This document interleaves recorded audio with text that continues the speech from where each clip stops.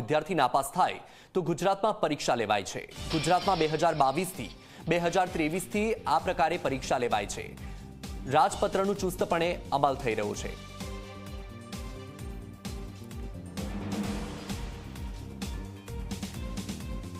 કોવિડના હિસાબે ફરી વખત રાજ્ય સરકાર દ્વારા પરિપત્ર કરવામાં આવ્યો અને દરેકને માર્ચ પ્રમોશનમાં પાસ કરવામાં આવ્યા।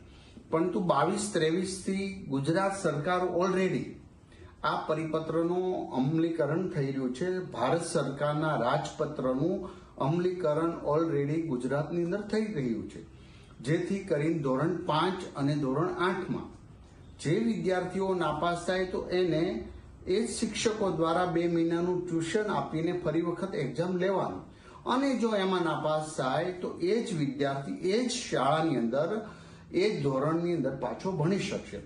માટે ગુજરાતમાં ઓલરેડી 22-23 થી આ પરીક્ષા પદ્ધતિ અમલીકરણ છે, વચ્ચેના ગેપની અંદર ન હતી।